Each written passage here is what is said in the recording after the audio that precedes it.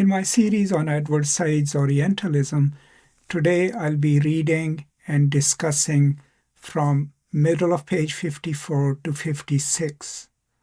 It's a brief reading, so let's go read a little and then I'll come back and talk about it.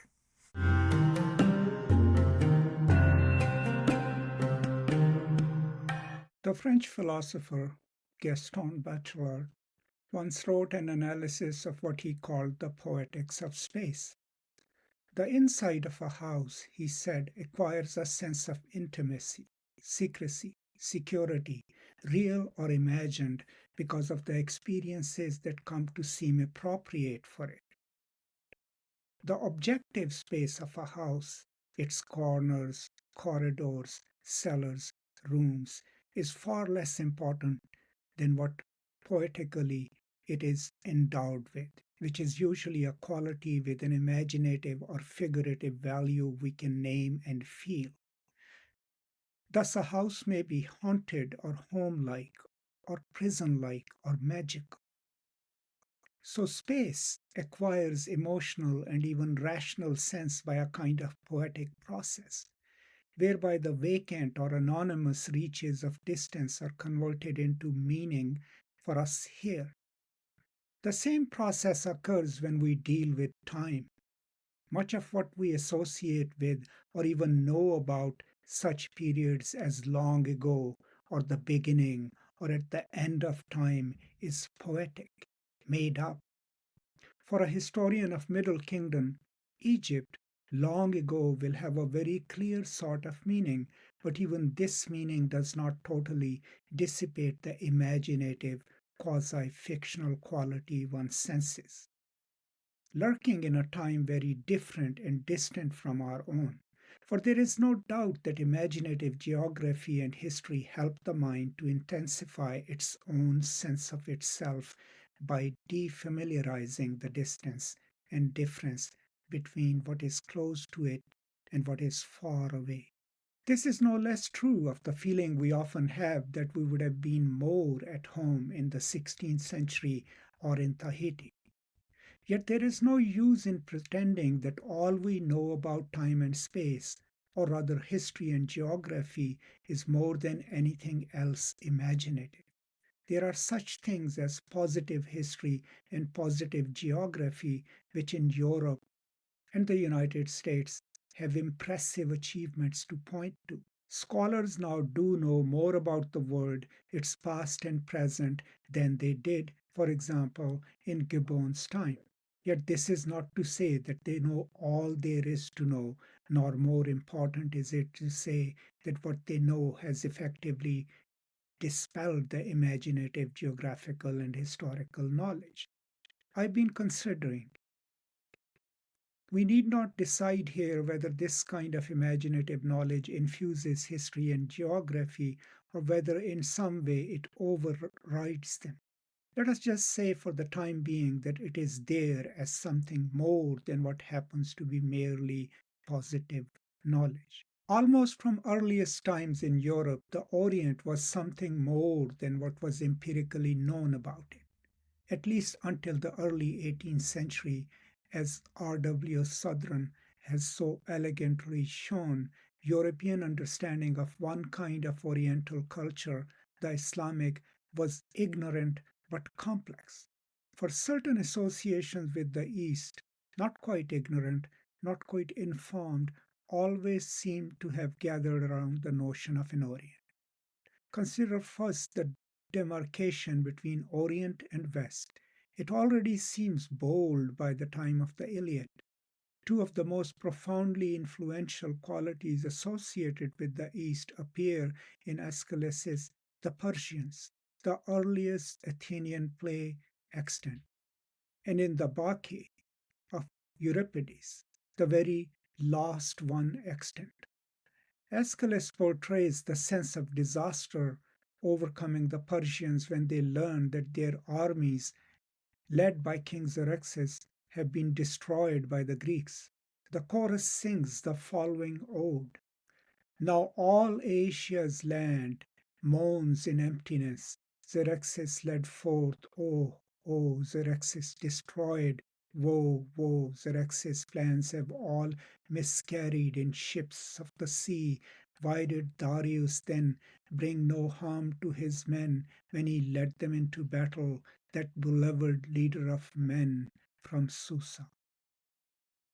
What matters here is that Asia speaks through and by virtue of the European imagination, which is depicted as victorious over Asia, the hostile other world beyond the seas.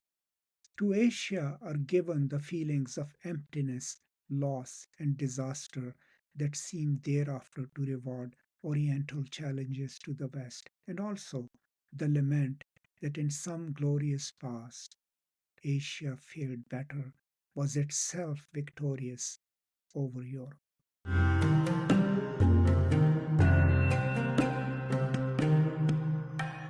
So, if you are aware of the previous conversation that we had that preceded today's reading, you already know that Said here in this part of the chapter is discussing what he calls imaginative geography.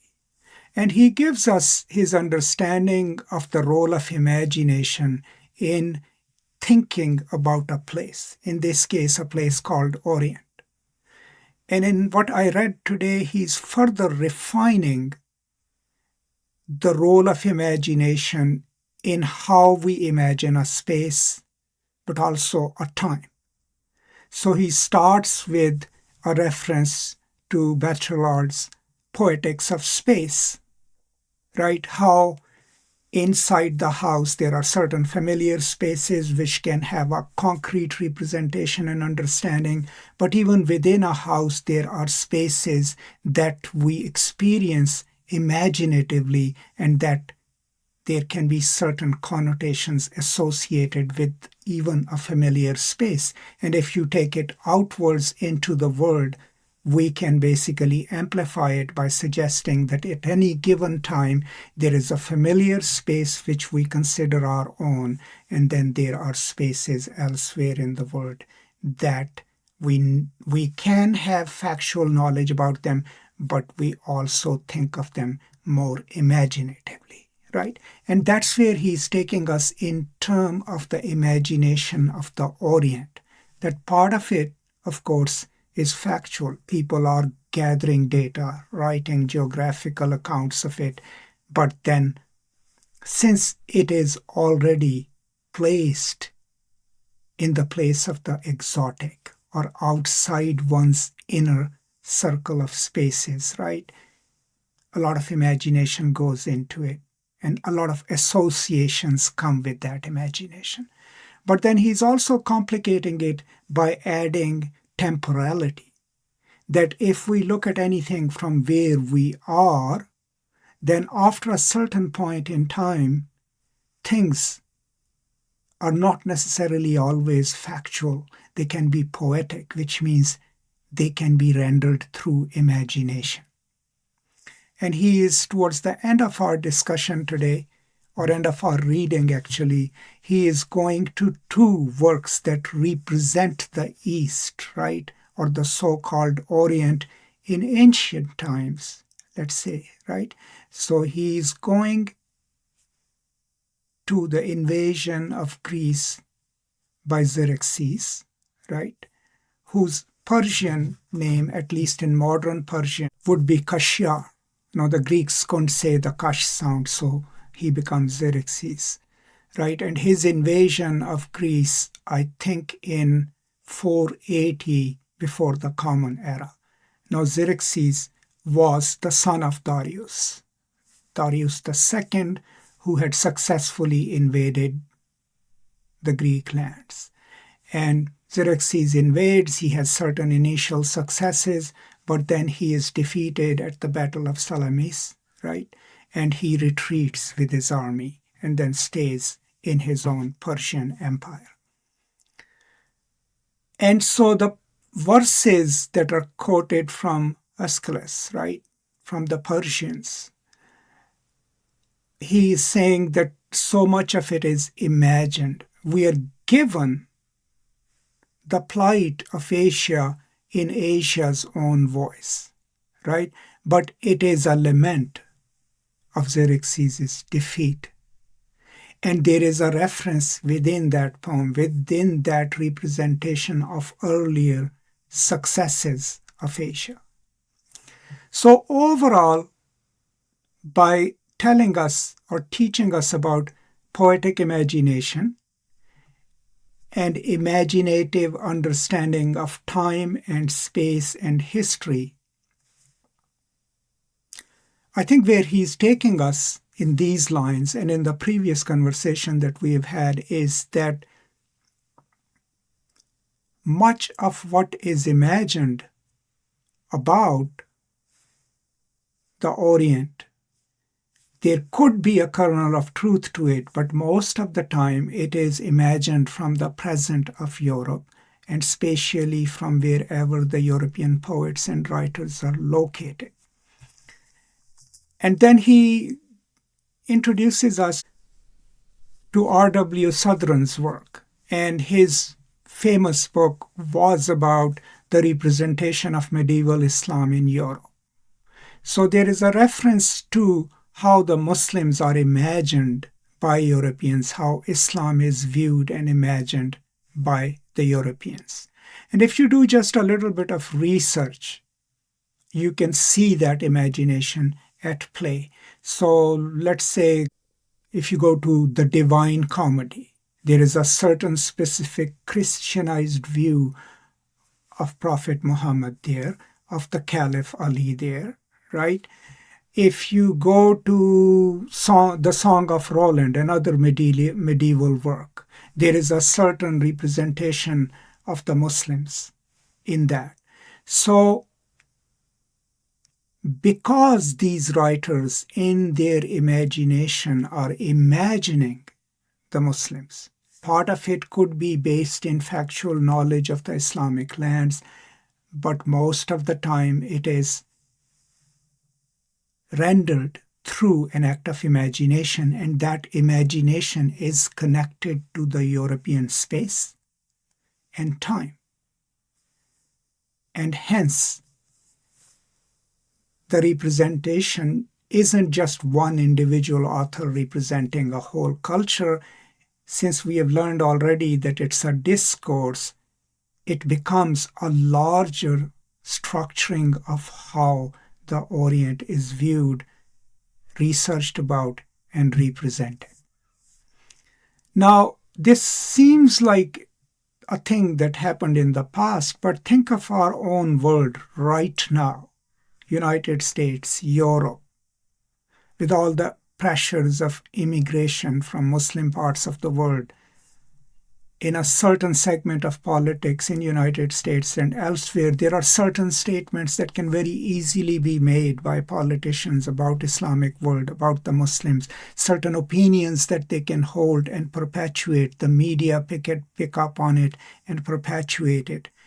And all of those are based in maybe a little bit of fact, but mostly imaginatively, people are already prone to believing in them. And then it becomes sort of a circular discourse. And I think that's what he's explaining in this part of the reading. So there'll be more of a discussion of Aeschylus' the Persians and Euripides' the Bacchae in the next pages, and I'll cover that in the next conversation on the book. But today, just a brief reading and a brief discussion of, what's included from page 54 to the bottom of page 56. That's all I have today. Hope to be back soon. In the meantime, if you have any questions, please feel free to share. I'll be grateful. Thank you so much, and peace and love.